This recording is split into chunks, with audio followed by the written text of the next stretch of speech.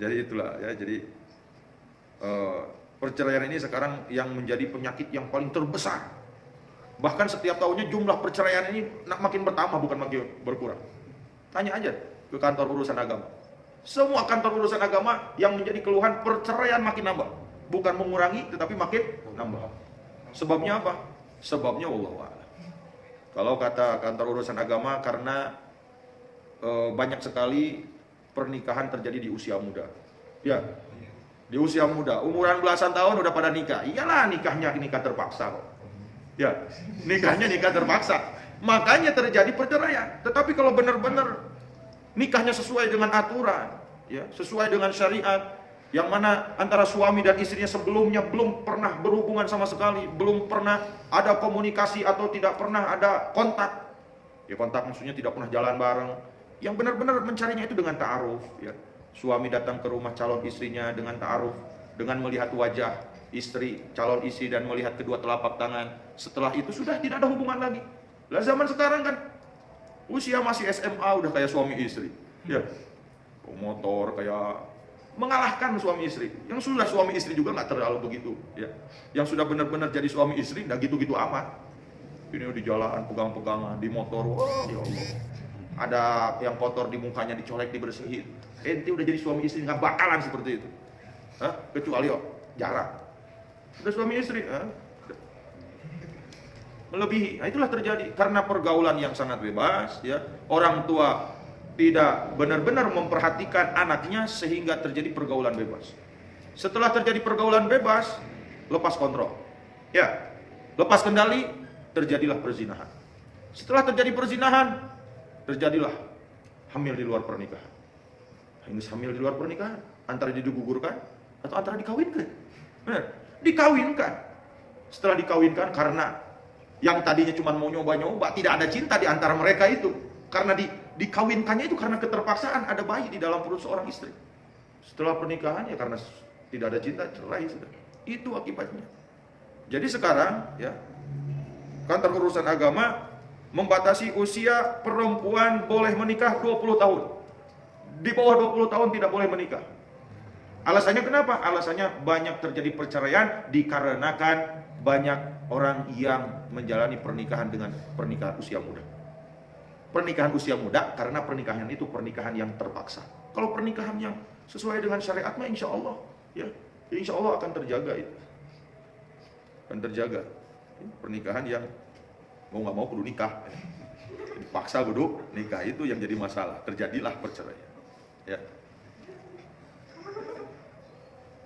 Jadi hati-hati ya. Kalau misalkan kita punya saudara, apalagi bagi orang tua ya, orang tua yang memiliki anak, apalagi anaknya perempuan, jangan dibiarkan anak perempuan keluar rumah malam-malam berhubungan, gaul dengan laki mana aja terserah bebas.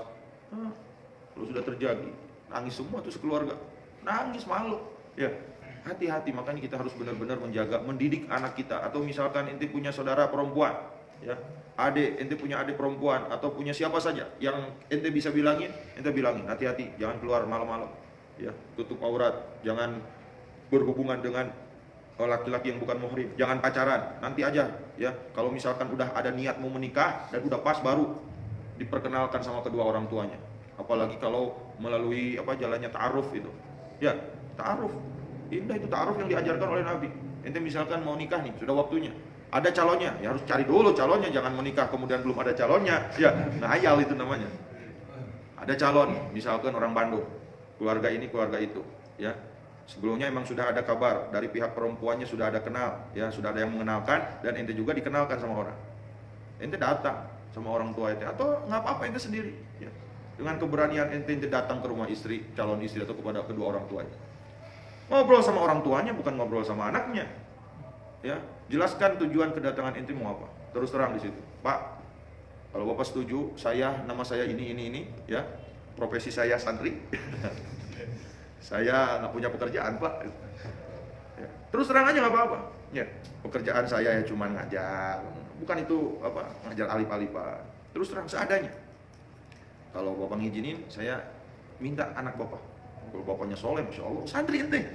Udah, Bapak mah nggak lihat harta, udah ente masuk. Ya. Tapi kalau bapaknya mata duitan, ente santri, ente mau ngasih makan anak-anak pakai apa? Pakai kitab kuning. Malah bisa. Tapi kalau ayahnya soleh, bapaknya soleh, apalagi bapaknya santri. Ente santrinya udah benar-benar santri, bukan nama doa. Ya santrinya benar-benar udah hafal alfiyah, hafal, pokoknya pintar lah. Nahunya masya Allah, bahasa Arabnya masya Allah, ngaji kitabnya masya Allah. Ente pede mengatasnamakan santri. Saya santri pak. Bapak mau ngetes apa? Alfiyah. Boleh pak. Udah gitu dah. Saya nggak lihat pekerjaan. Udah yang penting ente santri, santrinya benar-benar santri, bukan santri-santrian ya. Dan ente ngobrol aja sama anak saya. Nah, itu namanya ta'aruf. Nah, ini orang tua yang benar. Diperlihatkan mukanya supaya terlihat, muka si perempuannya supaya terlihat, dan disunahkan untuk melihat kedua telapak tangan. Kenapa disunahkan untuk melihat kedua telapak tangan? Karena telapak tangan ini menandakan seluruh tubuh yang dimiliki sama si istri itu. Telapak tangannya bagus, udah nggak diragukan lagi. Anggota badan semuanya bagus. Itu seperti itu kan.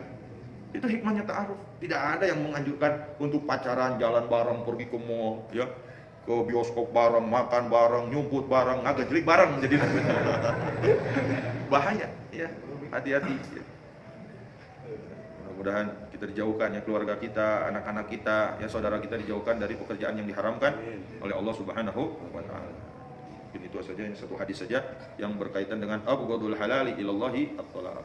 Sesuatu yang paling dibenci atau perbuatan sesuatu yang paling dibenci dari perbuatan yang halal oleh Allah Subhanahu wa taala at-talaq, yaitu perceraian. Kita baca bareng-bareng. Bismillahirrahmanirrahim. Qala Rasulullah sallallahu alaihi wasallam, abghadul halali ilallahi at-talaq. Rawahu Abu Dawud fi sunanihi. Qala Rasulullah sallallahu alaihi wasallam, abghadul halali ilallahi at-talaq. Rawahu Abu Dawud fi sunanihi. Qala Rasulullah sallallahu alaihi wasallam, abghadul halali ilallahi at-talaq. Rawahu Abu Dawud fi sunanihi. وصدق رسول النبي الكريم ونحن على ذلك من الشاهدين والحمد لله رب العالمين صلى الله على سيدنا محمد والله أعلم بالصواب. اللهم صل على محمد يا رب صل عليه وسلم. اللهم صل على